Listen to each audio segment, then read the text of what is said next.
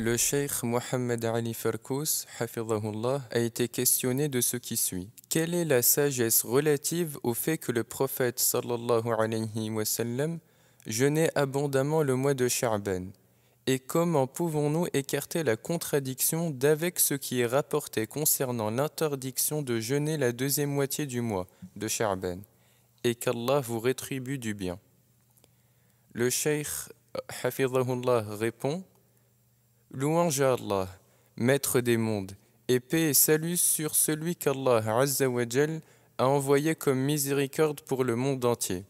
ainsi que sur sa famille, ses compagnons et ses frères jusqu'au jour de la résurrection.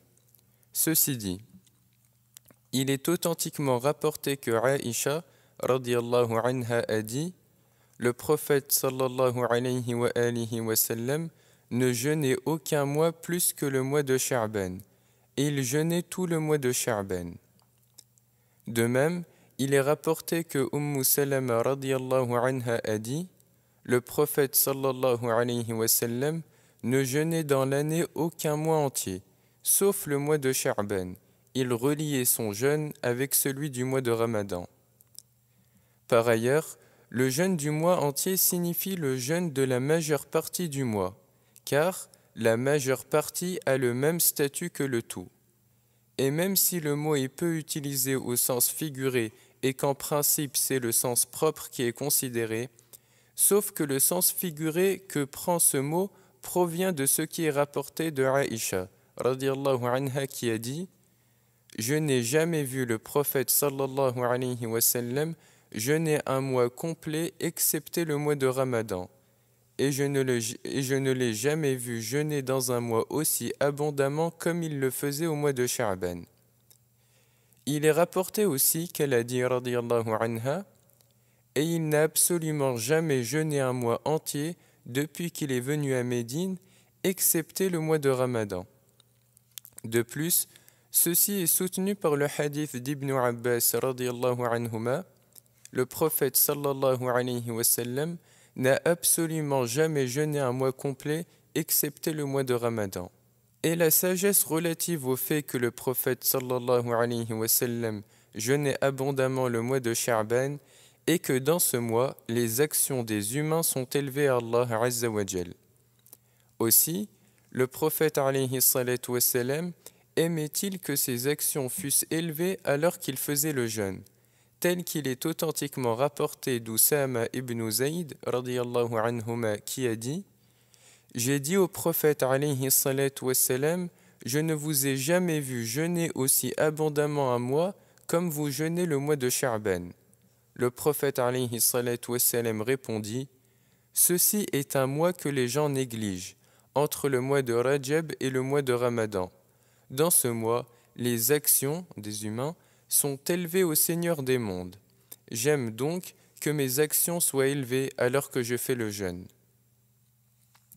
Et rien n'empêche que la personne rattrape les jours de jeûne surérogatoires qui se sont accumulés et qu'elle n'a pas pu accomplir à cause d'un voyage, d'un incident ou d'un empêchement, en les jeûnant au mois de Sha'ban dans l'espoir que ses actions soient élevées alors qu'elle fait le jeûne. En outre, le jeûneur trouvera, après s'être habitué au jeûne du mois de Sha'ban, un tel goût et une telle saveur qu'il entreprendra le jeûne du mois de Ramadan avec force et vigueur, et son âme sera exercée à l'adoration du tout miséricordieux.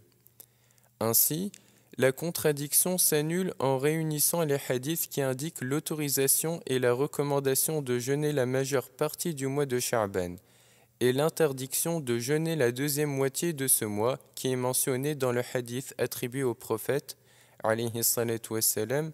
par l'intermédiaire d'Abu Hurayra radiyallahu anhu: cessez de jeûner à partir de la mi-Sha'ban jusqu'à ce que vienne le mois de Ramadan, ainsi que l'interdiction de jeûner 1 ou 2 jours avant le début du mois de Ramadan, qui est signalé dans le hadith du prophète alayhi salatu wassalam: ne devancez le jeûne du mois de Ramadan ni d'un jour ni de 2, sauf l'homme qui a l'habitude de jeûner alors qu'il jeûne ce jour-là. Donc, on écarte la contradiction grâce à l'exception citée dans le hadith qui est rapporté par Abu Hurayra radiyallahu anhu, sauf l'homme qui a l'habitude de jeûner alors qu'il jeûne ce jour-là, c'est-à-dire sauf au cas où il correspond à un jeûne habituel, c'est-à-dire un jeûne surérogatoire. À ce sens se rajoute a fortiori le rattrapage, l'expiation et le vœu qu'il soit émis d'une façon absolue ou restreinte, puisque l'accomplissement de ces actes est obligatoire. De même, les textes qui prouvent l'obligation d'accomplir le jeûne sous forme de rattrapage, d'expiation et de vœu sont des textes certains et confirmés, et comme il est établi dans la science des fondements de la jurisprudence, ce qui est certain n'annule et ne contredit pas ce qui est incertain. Le savoir parfait appartient à Allah Azza wa Jal, et notre dernière invocation est qu'Allah, Seigneur des mondes, soit loué et que paix et salut soient sur notre prophète Mohammed, ainsi que sur sa famille, ses compagnons et ses frères jusqu'au jour de la résurrection.